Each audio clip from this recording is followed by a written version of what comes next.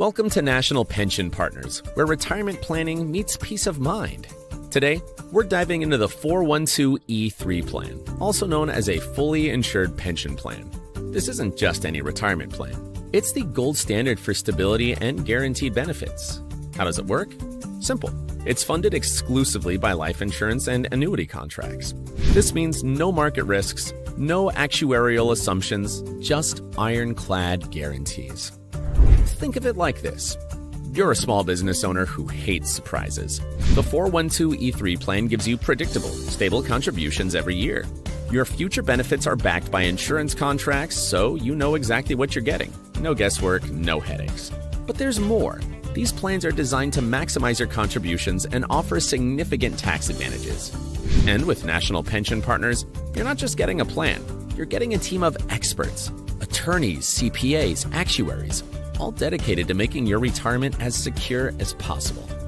We provide personalized consulting, ensuring that your plan is tailored to your specific needs. Best part, initial consultations and proposals are absolutely free. $0, zero commitment.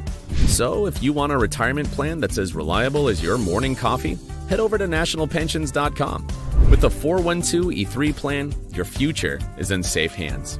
Retirement planning never sounded so thrilling. Perfect for small business owners who like their finances as predictable as Monday mornings. Stable contributions, ironclad guarantees, and serious tax advantages. It's the trifecta of financial security.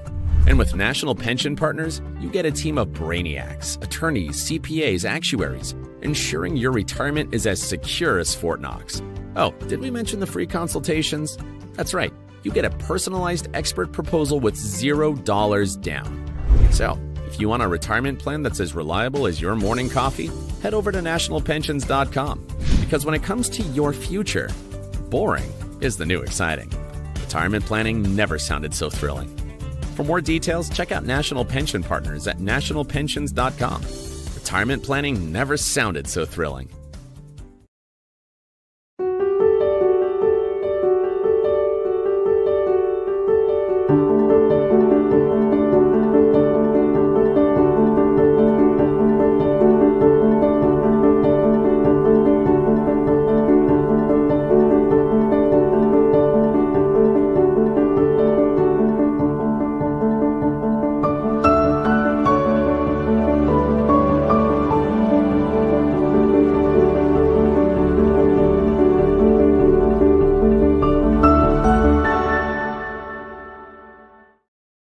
Hello, everybody. Welcome to Economics with the Honorable David M. Walker, the former Comptroller General of the United States. And today we're going to be discussing a very important topic that's coming up, tax cuts. In other words, are we going to have a Trump tax cuts again? What's going on in the world of taxation? So with that, we have a very special guest, a person who's a senior partner at Holthaus Carlin & Van Tryk, one of the largest CPA firms in the United States of America. And this gentleman has a master's in tax from USC and has been around for a long time. So we're going to go to him directly to find out what his thoughts. Blake Christian, what are your thoughts when it comes to, are we going to have a series of Trump tax cuts again? Is that what's coming down the pike, or what does your crystal ball have to say?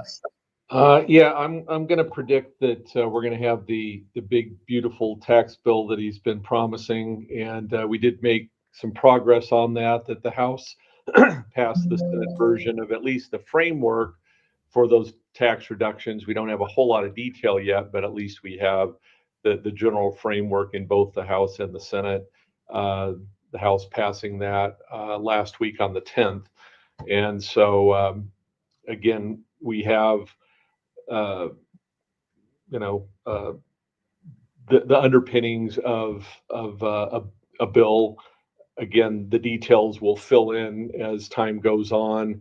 My sources in DC are saying at best it'll happen in August, but it could get pushed out until as late as December. But we're hoping that it would come in in August so that we can do, we don't have all the last minute planning that we often have with these December bills.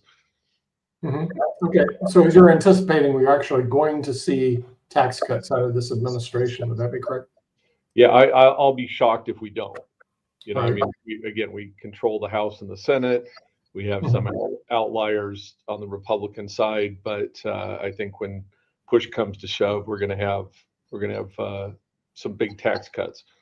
Yeah. So what are your thoughts? And David's not here yet, but what are your thoughts on the national debt and deficit? Do we just push that aside as we? Yeah, well, that was actually part of the action in Congress last week. So they have both houses have agreed to bump the deficit, or the spending limits up another $5 trillion. So there will be, this is going to be, a 10-year plan under budget reconciliation, and so you're going to have, they're going to be spread out over a whole decade, and so there's going to be kind of some debt financing of these tax cuts the way that it's structured. Okay, we're going to bring in the Honorable David M. Walker, the former Comptroller General of the United States, who believes in fiscal responsibility.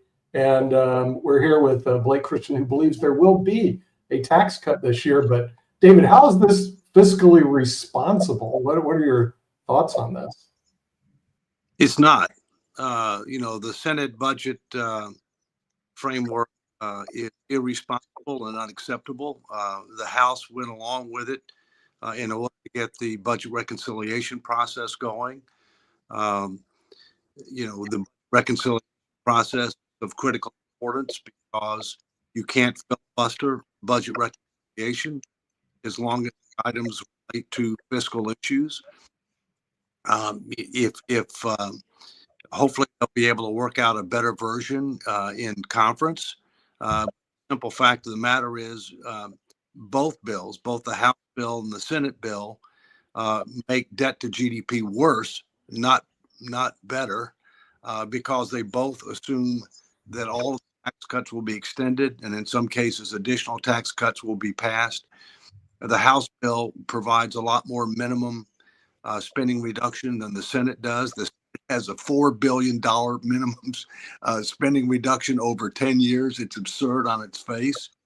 Even $1.5 billion over 10 years is absurd. But $1.5 trillion, I'm sorry, $1.5 trillion, $4 billion in the Senate, $1.5 trillion in the House.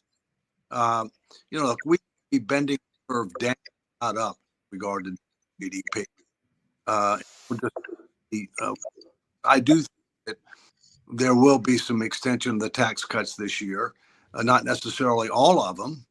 And there'll be an attempt to try to make progress on the three things that Trump promised in the campaign: no tax on tips, no tax on overtime, no tax on Social Security benefits. We'll also be discussing what's going to happen with SALT deduction, state and local deduction. Right now, 1,000 end up being minimized, maybe not eliminated, doubling it. But we're still early in the ball game, and the House wants to do one big, beautiful, but the president, the Senate, I prefer 2 rounds. But bottom line, we need to bend the curve down at the GDP, not up. And being proposed would not help, would make things worse. Right. So what do you tell your clients, Blake, or do you tell them just to wait and see what happens? I mean, I know it makes my clients happy to see their taxes go down, but at the expense of the national debt, I'm not sure if they would see it to be a great thing. So what do you tell your clients on this, Blake? Wait, see what happens? Yeah, I mean, if they're buying equipment right now, they've been talking about, as an example, bonus depreciation, which is near and dear to our real estate clients and our manufacturing clients. If they're saying, hey, we're onshoring more manufacturing, we need to buy more equipment. We can't have the tax tail wag the dog in every instance. So we tell them, hey, go ahead and buy it. with all the talk of bonus depreciation coming back to 100% from its current 40% state, it's going to probably be retroactive anyway. So go ahead and buy the machine. Don't push off your expanding your manufacturing capabilities just for tax reasons. But again, there's a lot of optimism. I was at an Opportunity Zone conference the end of last week, and we had a lot of people from DC there, and there was a lot of optimism that that we're going to see these tax cuts. I agree with David completely, and he's the expert, but I don't like to see the deficit go up, but at the same time, I'm a supply side kind of guy, and I like tax cuts, so we got to balance it though. Clients like tax cuts too, but the other thing is there's something that he's thrown out is let's eliminate the federal income tax and replace it with tariffs, which of course would put me out of business. I don't know what your thoughts are on that. Like, it wouldn't put your CPA firm out of business if they eliminate the federal income tax. Well, I'll be retired by the time that happens, but that's not going to happen.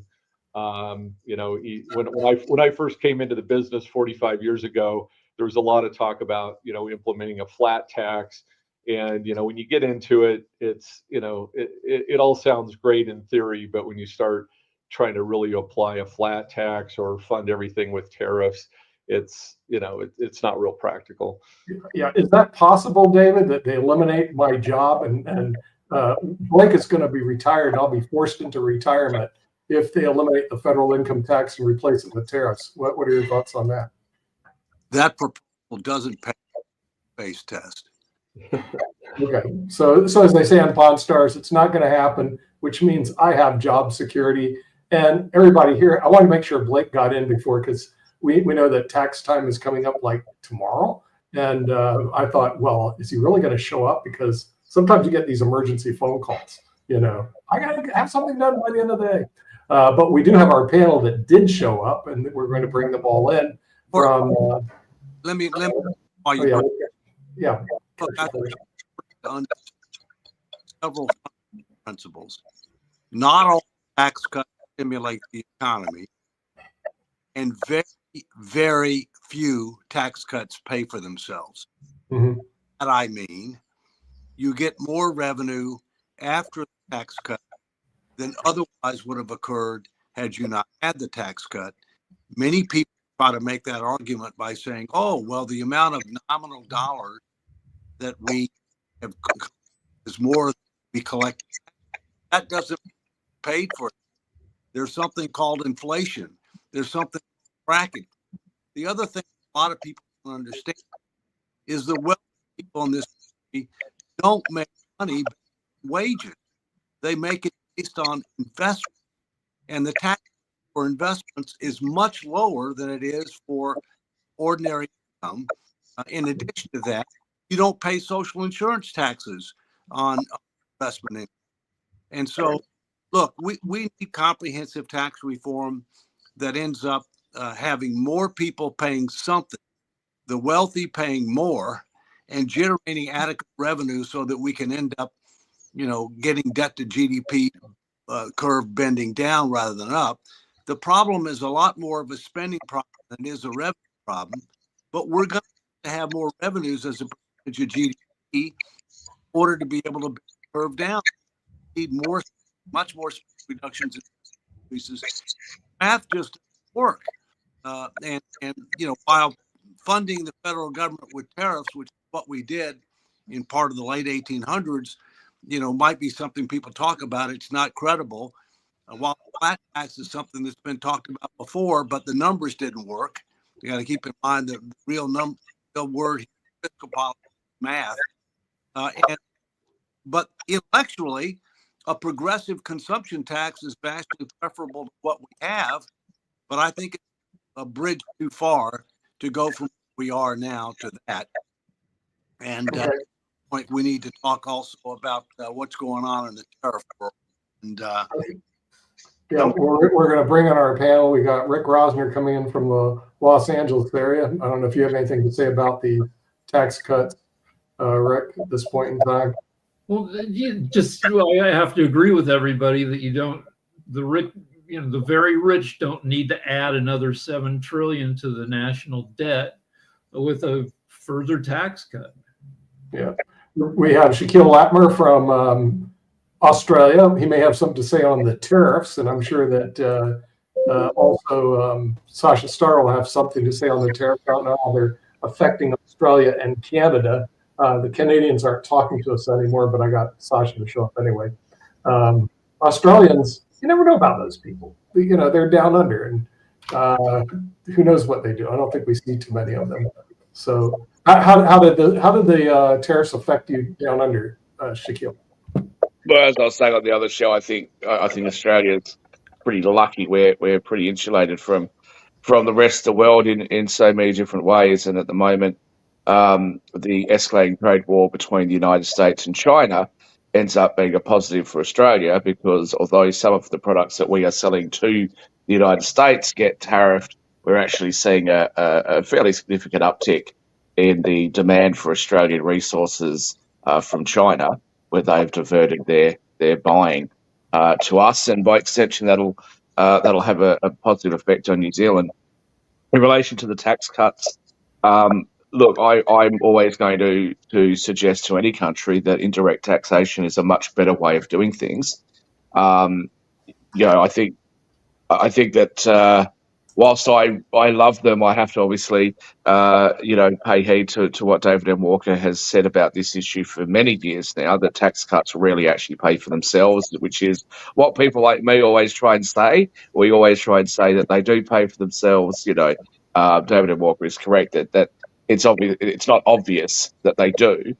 But is it going to potentially attract new investment to the United States? Is it potentially going to increase the amount of economic activity? One could argue that could potentially happen. I don't think it's necessarily going to be a matter that it's going to put out of business all of the financial advisors and tax accountants and all of those sorts of people, because I think that the very wealthy are still going to be looking for ways to use things like opportunity zones, free trade zones, and all of those sorts of things.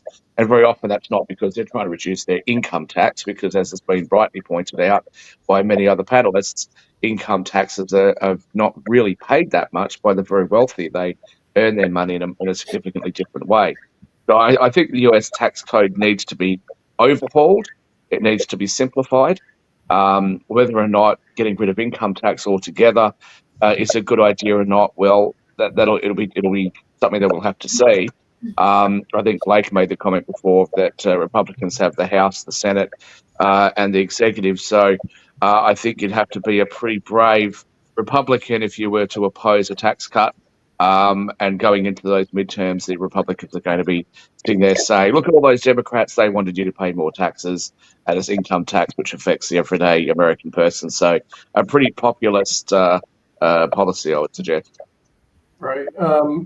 Mark, you have a question? Yeah, I do have a question, and it's actually based on something that Shaquille said, but I'm curious to see David's thoughts around this and everything, because I've heard some people that are economists and world leaders that have talked about this and everything. How much are we going to have to deal with when we come to tariffs, what I would use as a sports analogy, saying the end around, where people will be going to somebody like Australia that has a good relationship with China and basically telling it to us, but through them, because they've got a better relationship. So if I can use the sports analogy, how much do you think we're going to see a lot of people doing basically an end around and going through another country that has a better relationship with us than currently China does? Well, we've seen that happen. Sorry, I thought it was for me. Go for it, David. David. Yeah, that's happening now, and that will continue to happen. Okay. At the time, they're taking to minimize. For example, China has built a lot of facilities in Mexico in order to get around the higher tariffs, but directing from China. So people are always going to try to find loopholes. I look forward to when we end up talking a little bit more about tariffs in a broader. People will, just like water, it goes to the weak.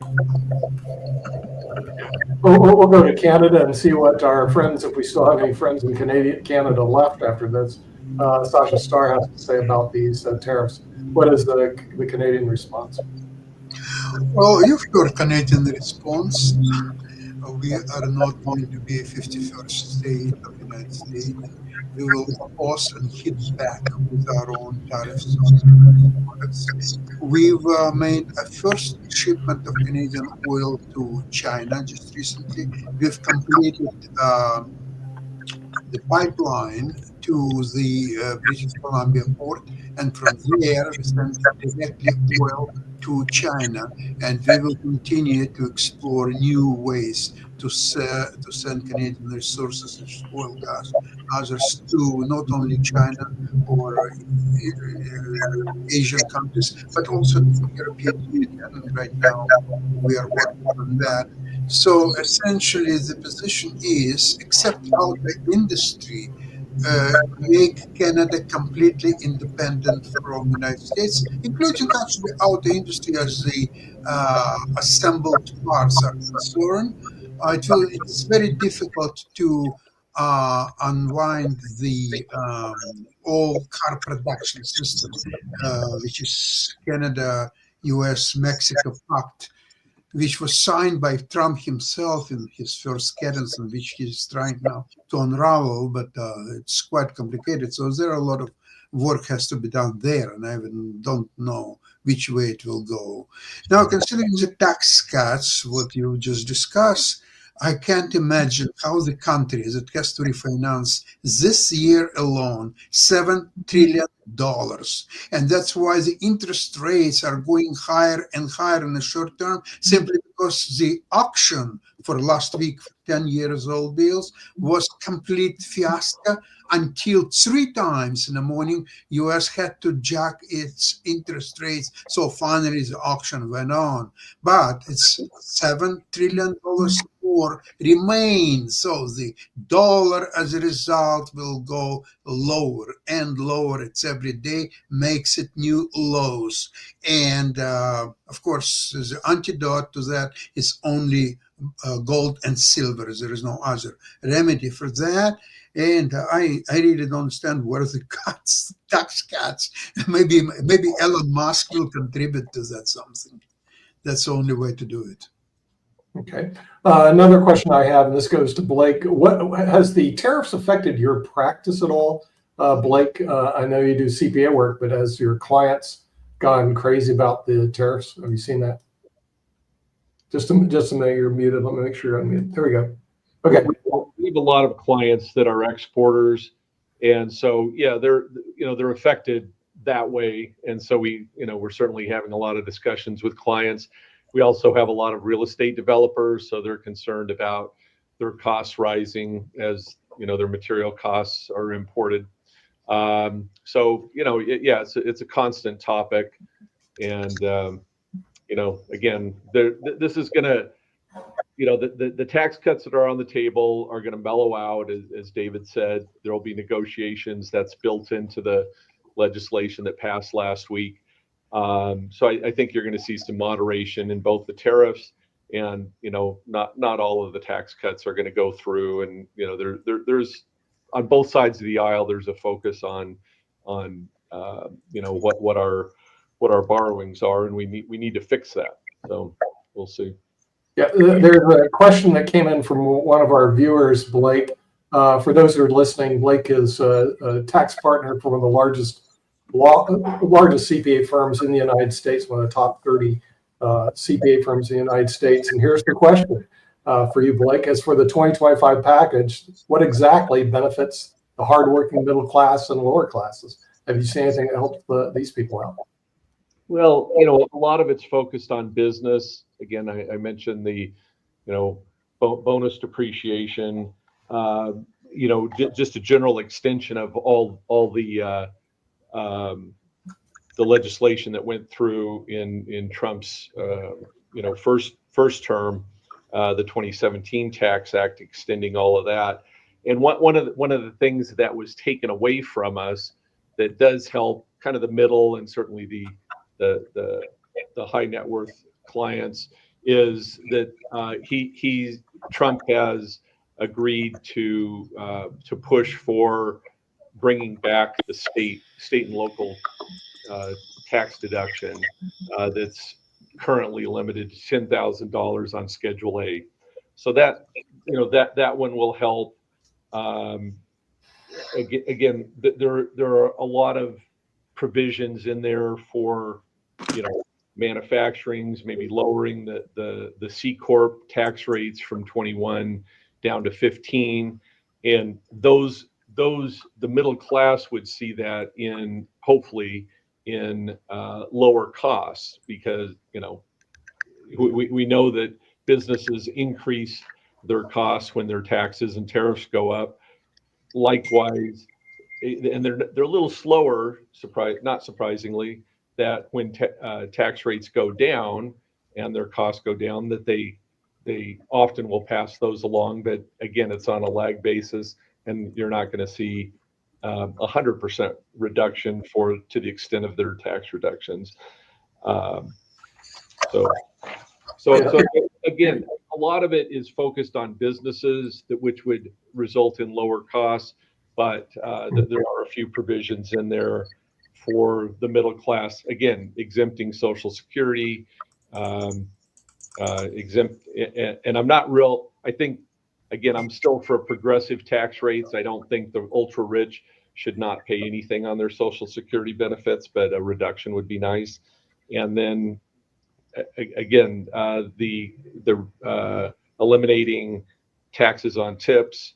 I'm okay on that one, but I'm not real keen on the overtime, because I think there can be a lot of abuse there. Okay. David, you have comments? I think you have to separate taxes between corporate and individual. Let's start off with where we are right now, which is the Trump tax cuts are in effect now. They're supposed to expire at the end of 2025 unless they're extended. Okay. Our corporate tax system make improvements, but it was not competitive before the 2017 tax code change. Now there are discussions about potentially making it even more competitive, reducing the tax rate from 20% to 15%, providing additional accelerated deduction for acquisitions of equipment, and a variety of other things. But you have to separate the corporate, where to the extent you're talking about C Corp, corporations that are taxed at the corporate level rather than the individual level. And to the extent that you're talking about global corporations, they have a duty of loyalty to shareholders, not a duty of loyalty to country. And therefore, the tax system, and I would argue regulatory system, has to be competitive, or else those companies will go offshore. If you on the individual side, you need to keep in mind that while the top percent pay a significant majority of the overall income, that there are at least major kinds of taxes on individuals. There are payroll taxes, which you pay for security and medical, and most individuals pay more in payroll taxes than they do income. It's a very aggressive tax, but most American individuals pay more in payroll taxes and income taxes, but they get something for it. They get Social Security and Medicare benefits. In the case of income taxes, you have to keep in mind that over 40% of individuals who file income tax returns pay zero income tax, zero. And that about 20% of all individuals who file individual income tax returns get rebates because of the earned income tax credit, child care tax credit, and certain other refundable tax credit. So the truth is that, a whole range of people benefited from the 2017 Tax Act. We took a lot of people off the tax rolls. One of the reasons a lot of people came off the tax standard deduction was significantly increased. And that brought a lot of people off that. So the debate is, do you extend those tax cuts all or in part? Not what should the changes, what changes should you make? In the final analysis, we need to make them simple, fair, more competitive, more informed. We need more individuals paying something, and the wealthy need to pay more. And we need to raise the percentage of revenues, percentage of GDP that we're collecting. That's the key measure. Revenue percentage of GDP, spending as percentage of GDP, deficit percentage of GDP, and debt GDP. That is the metric we need to be using if we want to make progress and if we want to sanity. Last thing, I would argue, look, on Social Security, you should never 50% Social Security benefit, because 50% benefit was for by individuals who did not deduction for the payroll taxes that they paid. So, if you want to tax some of it, fine, but anything over 50% to me is inequitable.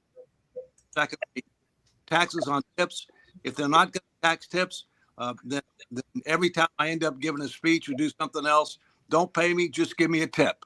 All right? Just give me a subject for some abuse. With that, we're going to hear from our progressive wing. We'll listen to Jatovia. I know he's itching to jump in because he's looking forward to all the tax cuts for wealthy individuals. Well, I was going to cede my time to Steve because I know Steve was in a hurry he wanted to say a few things and leave. Yeah, he left, unfortunately. Here. However, I'll start off with the funny because we've been kind of serious right now. David, I love you. And it looks like you had a great time at the Masters. And I'm glad Rory has let you borrow his green jacket. Pull over, and it's from the past. Augusta National, where the Masters is, used to be Arthur Anderson, as you know, partner with him.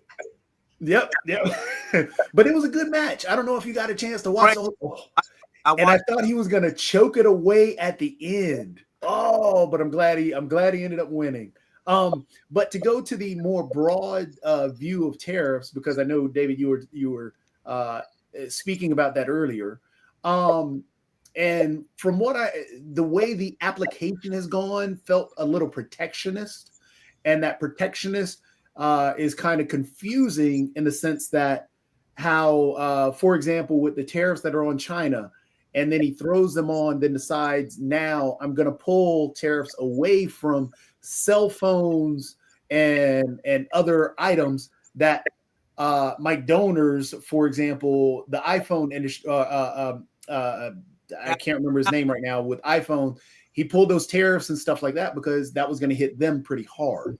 But with this confusion in what is not, the protectionist feeling, in your view, and actually Blake, yours as well, because I want to know how we can. The idea is supposedly to replace taxes with tariffs and make that money up. How much money are we going to have to make up to fill that tax void? But in the tariff view, with the tariff war between us and China, and the change in that tariff view right there with the switch. Oh, now we're not going to tariff iPhones, even though that's going to be one of your biggest exporters. I'm going to go, guys. My battery's running flat. Sorry. There. The global view from the other countries, how are they going to view us now in this dealings with the tariffs that way? Well, firstly, about what the current situation is, but very volatile, changes. It changes. The current situation with the tariffs is as follows. Number one, there is a minimum tariff on anything, with the exception of China, with 20% anything.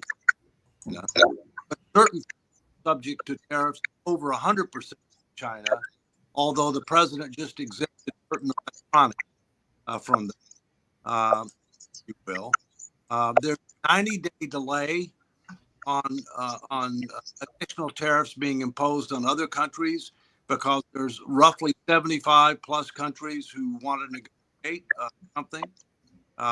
And And so, we're in, we're in very uncertain times. My personal view is Trump is trying to use tariffs.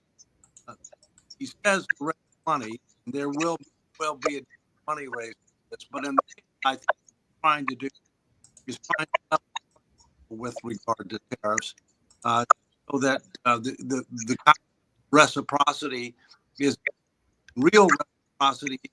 If you charge 10% certain things, e.g., cars, I'm going to charge you 10.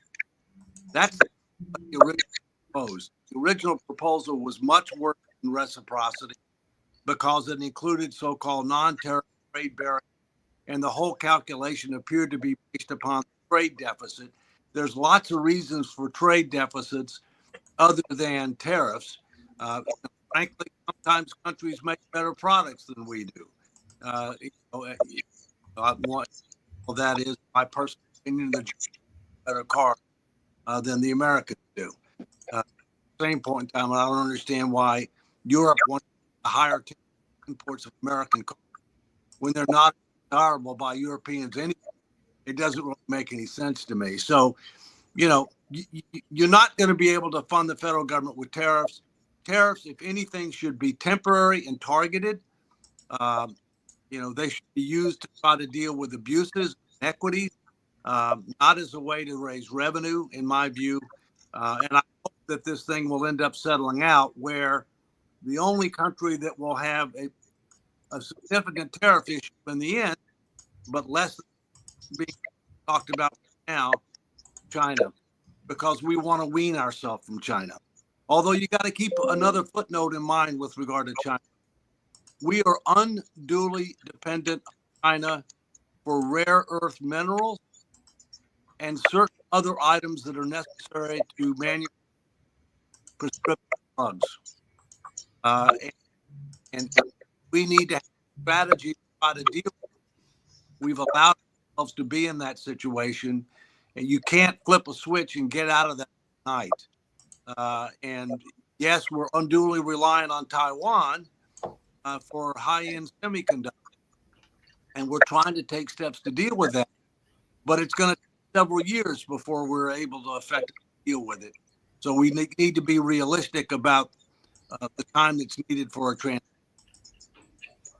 Rick, you're on mute, Rick. Muted, Rick. You're muted. You're muted. I see it. Somebody muted me, but okay. So watching everything Trump's done over the past couple weeks, you might think, indecisiveness or even corruption. But what I think it is that Trump is easily persuaded. It's the last person who got in his ear. If you can get into the Oval Office and talk to Trump, there's a chance you can get him to change policy. That's always been the case with him. That's if you can give him some money. When are you going in? Yeah, I mean, he likes money, but you can't. Wouldn't it be a little bit better if somebody put some thought into the fact that if you wanted to onshore manufacturing and bring a lot of that here, that you would take into consideration that maybe, just maybe, it might be better to go ahead and engage in building the manufacturing and getting your resources in to do the manufacturing before you go play this big tariff game, causing it unrealistic means to get the manufacturing done. A lot of the resources we use to manufacture come from China or come from other countries. And it would seem better to me that you would build the factory first, get your resources in first, and then put the tariffs in to give it a competitive edge. It would just seem realistic, a lot better business planning to me to have done it that way. What are your thoughts on that, David? Well, first, I think if you talk about the federal government, talk about tax policy and regulatory policy, trade policy, obviously element with what we're talking about here. My personal view is this was not well thought out in advance. And being some adjustments I think are very appropriate because I think too much too fast. The other thing you have to think about, Kim, is you have to think about do we have enough people with the right kind of skills and knowledge to be able to do what needs to be done? No, we don't. That's a real question. I mean, for example, we've got a real challenge with regard to the and a lot of the things that you're going to need are to manufacture human and rather robot. We have emphasizing. We've got a problem with bottom line. I don't think this was very well thought out. I mean, I think the president calm down. What at the end, the moderation prevail. But again, I'm concerned about the fact that we're not dealing with the structural imbalance that we have with regard to our finances, and we've got a number of warning signs that are going off. It was already mentioned last week. About the challenges with regard to the Treasury auction, the fact that the rate for Treasury went up about 45 basis points. That's significant today, and we need to quit living for today. Steps to help create a better tomorrow.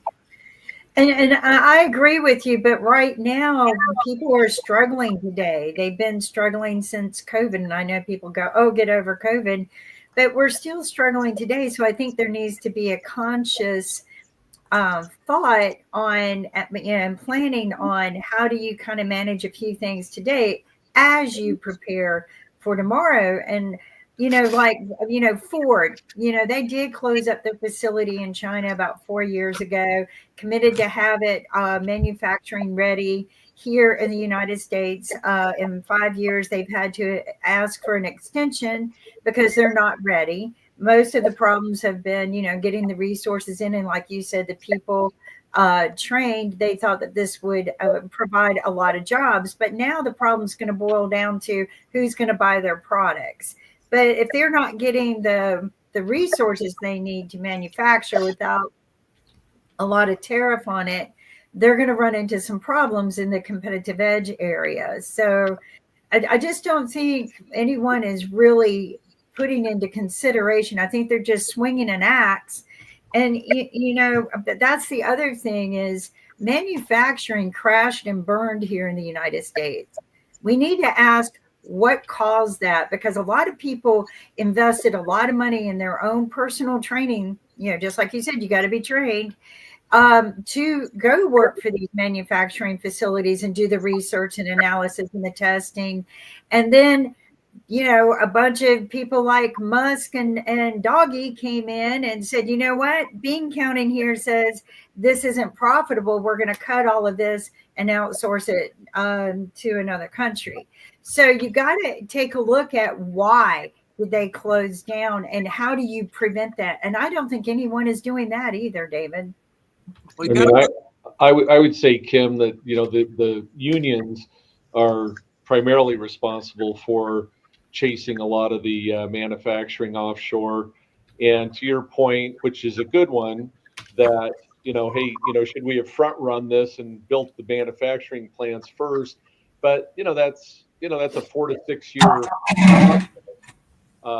And so I throw it out to the group. I mean, does anybody, everybody's focused on the retaliatory tariffs, but I mean, the structure of the international tariffs are very anti-US. They're unfair. We definitely need to change this. So I'm 100% for Trump doing it. Maybe his execution's not great, but to equalize this and say, hey, look, if you're going to protect your products in your country, we're going to do the same. And so, is there anybody on here that feels that we should just not adjust our tariffs at all and just keep the status quo? Well, I think that there would have been, because we have agreements in place. And I agree that, and David has said this as well, that zero tariffs would be fine with me. Start with a bottom balance, but explain the history of why they exist to begin with. There was a purpose for them at one time.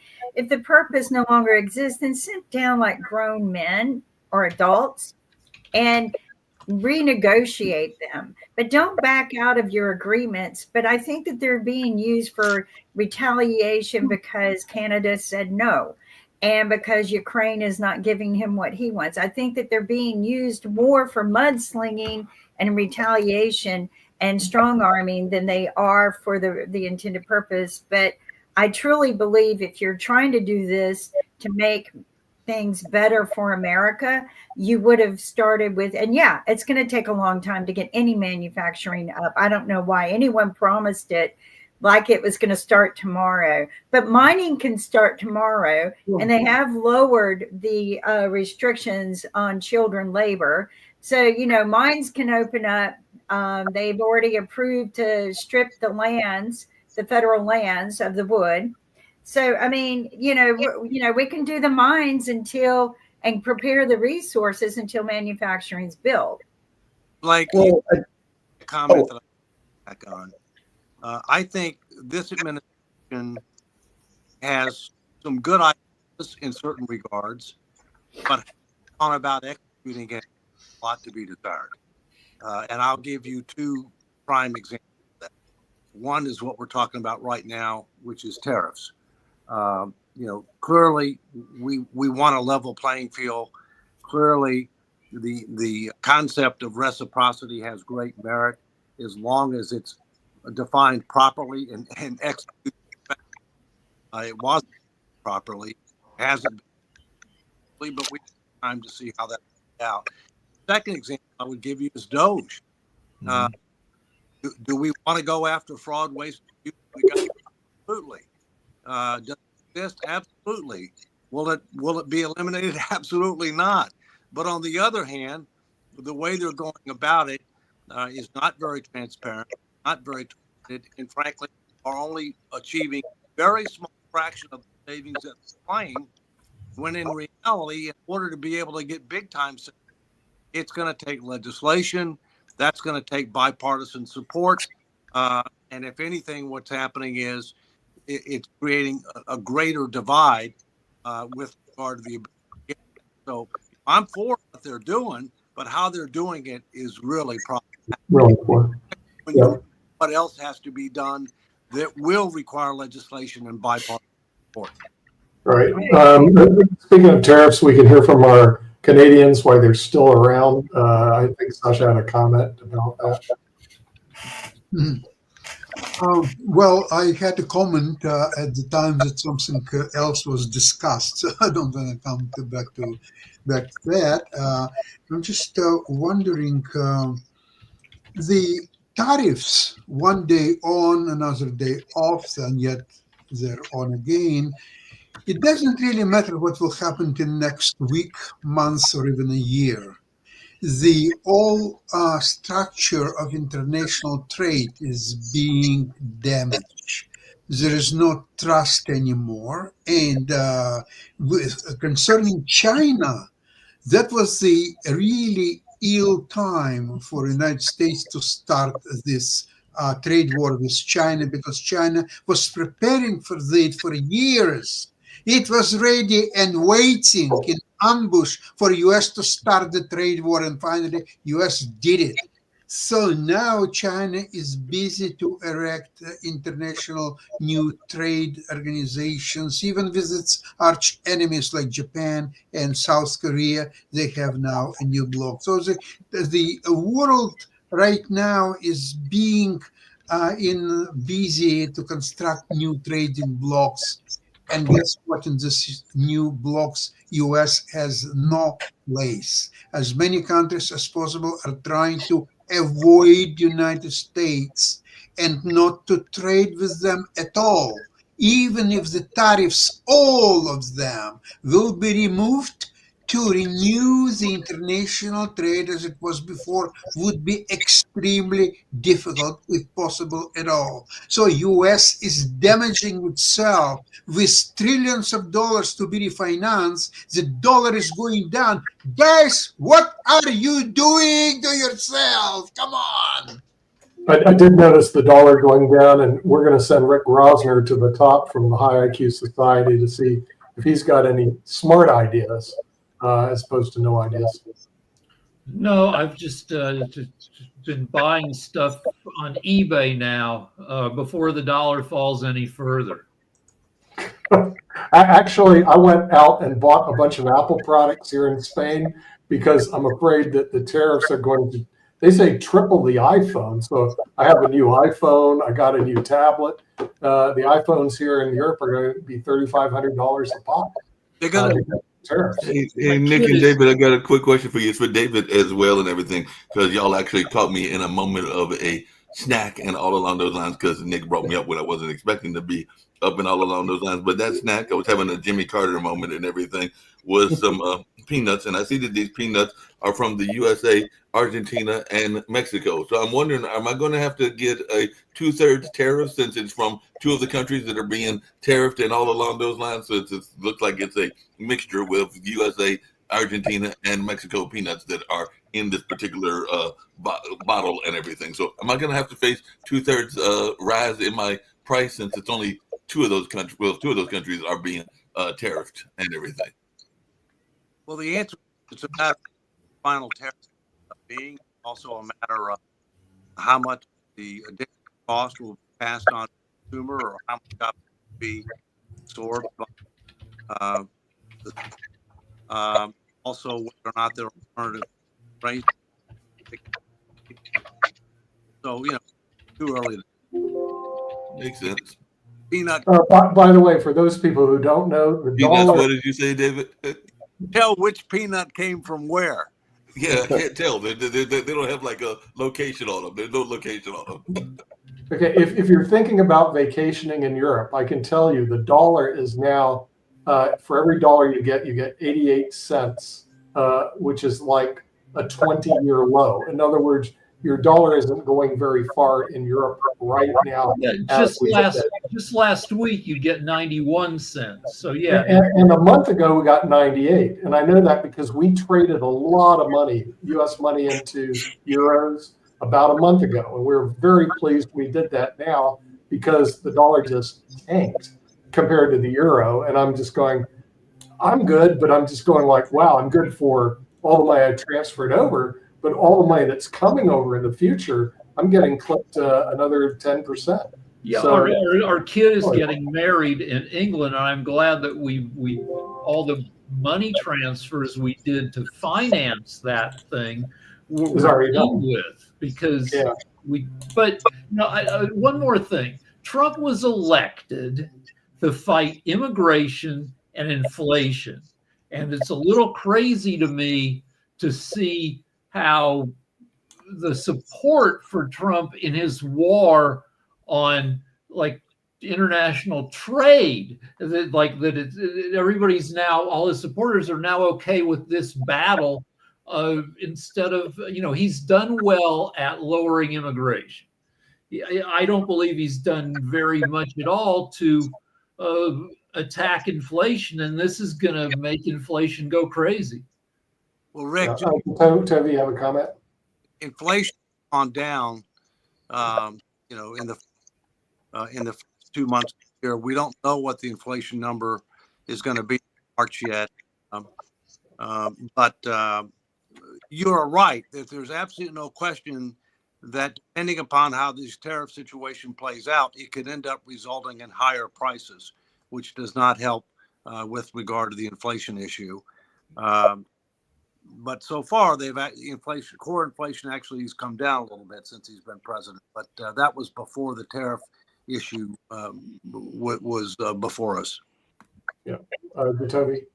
I was going to say, Rick, to answer your question about the Trump stuff, his group or the individuals that follow Trump will never complain. They will do whatever he decides. as you pointed out, when, for example, egg prices hit the highest level it's hit just recently, they said, well, it's okay for that to happen. Trump said that, well, he doesn't care about eggs. And then so his following did the same thing. When you point to his following, when he said, oh, well, on day one, he was going to bring this stuff down, and it's now close to 100 days in, and he still hasn't brought this stuff down, they will go and say, well, now he needs time. He needs all this extra stuff. So they're not going to hold him to account. They're actually just going to follow what he says. That's the nature of our politics at this moment. And that's just the sad reality of what we have to deal with. He has lost 10 points. If you look at the poll aggregator, Real Clear Politics, he's lost 10 points in net approval in about 80 days. So he might still have his base, but he is leaking support from everybody else. And this is why I pointed it out in the first block that we had. He goes to the UFC event. Why? Because that's where his base is. Now what they do is they surround him with people that are cheering him on, celebrating him, and so on and so forth. So now when people see that on TV, you know what people are going to do? People are going to think, oh, well, there's support. And his base that it's a little shaky, that group, that 10 points that are right now, am I going to stay with him or not? Well, everybody still likes him. It's the messaging. That is what is politics. As David Walker will remember, because he worked with the guy, Clinton gained tremendous support by moving to the center, by listening to what a majority of the people wanted and moving there. Trump, over his 4+ years as president, has never shown an inclination to pick up more support by being more centrist. And, a zillion Americans would embrace him if he did. And I agree with Democratic Senator John Fetterman, who said, if you're cheering against Trump, you're cheering against America. No, I can't go. I want Trump to do well. I don't want him to scuttle. So what you're saying there is the same thing that we said at the top of the hour. I mean, we have to have the ability to be critical of our politicians and people in power. If we say that we cannot be critical of somebody, for example, I completely agree with what Dave said. I think Dave is spot on at the very top when he talked about tariffs. Yes, we need tariffs. Everybody agrees with that, but the application is wrong. And what Trump's policy on that tariffs right now, how he's using that is wrong, and how we can use them in a right way. That's being critical of Trump and saying, that's not saying I hate America because I hate tariffs. No, that's saying we've got to be able to think logically. And this is what I wanted to harken back with when this is another reason why I love listening to Dave, because when Dave started out, and Blake, you brought up the situation with the taxes, and Dave, you came in and said not all taxes are good. That is true. That's a nuanced approach, and that's something that we need to think about. But that's not being critical of all taxes. Let me say one quick thing. So I want Trump to make good decisions based on advice from good people, but he gets advice from this Peter Navarro guy who hasn't been good at economics since 2016. We all want the thing. And with that, we're at the hour, so we have to leave. I want to thank our special guest, Blake Christian, who's a CPA with one of the largest CPA firms in the United States of America, who's their tax expert. The Honorable David M. Walker, the former Comptroller General of the United States, and our audience in the United States and, of course, around the world watching economics with the Honorable David M. Walker. And we'll see you next week. Take care. Bye-bye. Thank you.